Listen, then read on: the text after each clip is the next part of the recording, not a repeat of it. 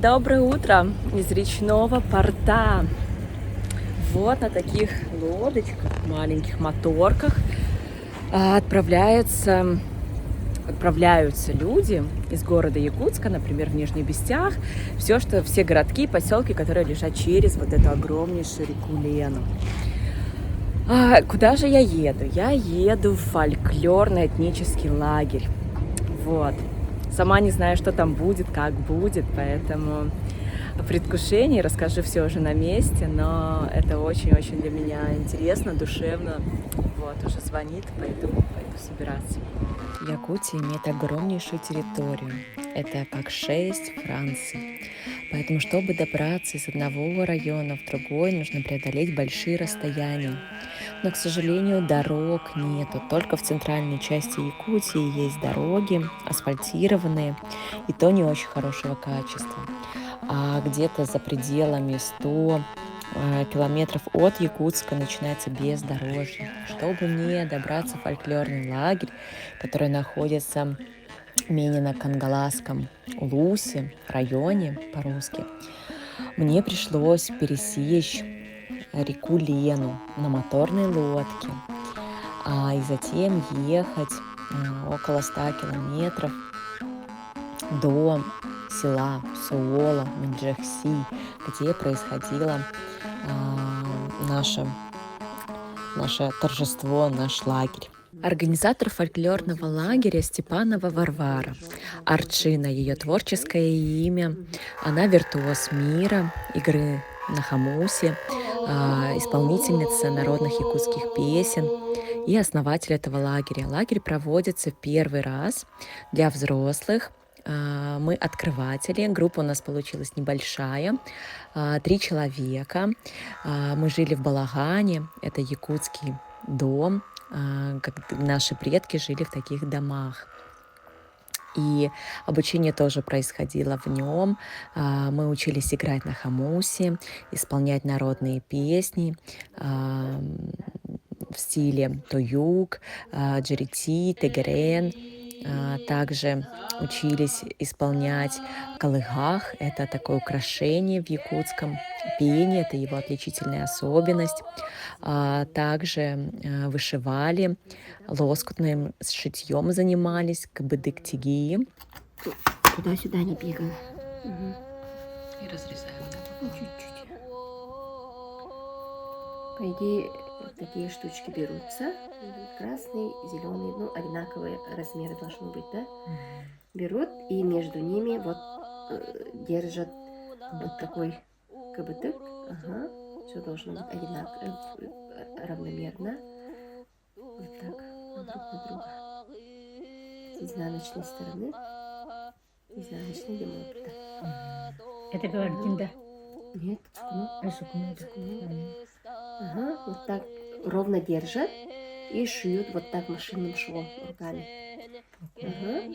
Потом вот так открываем и вот эту ножницы аккуратно режем. Срезается, Всё. вот она таким линией И состоит. так, если хорошо этот шить, то смотрите, то там никакой нитки не видно.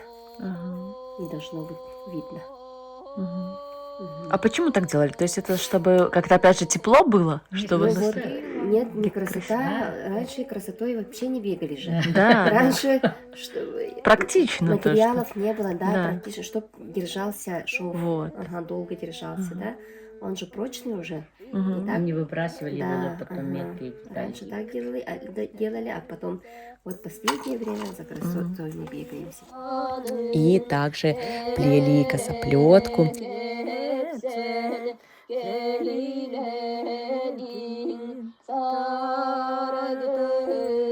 Изучали природу, ходили, нам показывали аласы в этом регионе. Аласы — это места, это большие такие поляны, окруженные холмами, в которых жили наши предки. Они, кстати, сохранились только в Минино-Кангаласском районе. Природа в этом регионе прекраснейшая, красивая, дикая, на речке Суола. Речка очень мягкая, песчаная. Очень много цветов, первоцветов. Также было много знакомств с целителем. Приехали, вот там мастерская кузнеца. Посетили кузнеца Родиона Шарина. Он нам показал, как изготавливается якутский нож. Якутия славится изготовлением особенно прочных ножей, острых, мужчинам и женщинам, кто много охотится, рыбачит, так как эта страна, земля Саха, она полна озер, рек, дичи, и поэтому здесь очень много охотников, рыбаков, и кузнецы славятся и в почете. 21 июня, куда же мы приехали? С нашим лагерем приехали встречать вот такой рассвет. Солнце, потому что сегодня день летнего солнцестояния, и мы приветствуем солнышко. Вот такая у нас красивая команда. Да, с такими оладушками, да, которыми мы Алгыстах встречаем.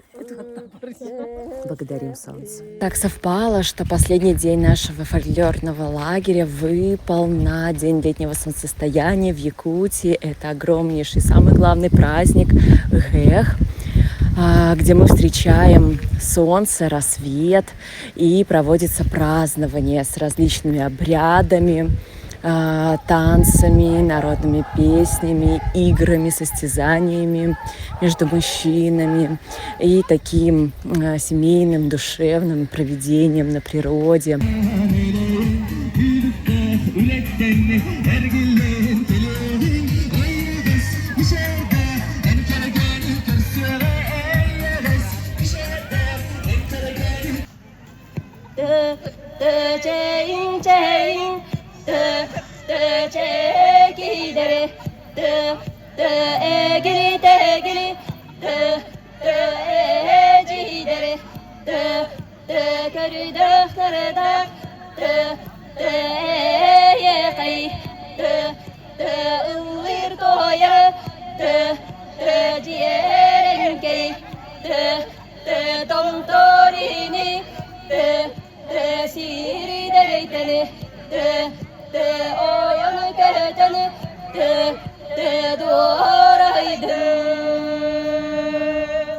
Для меня это очень необычно, очень по-новому.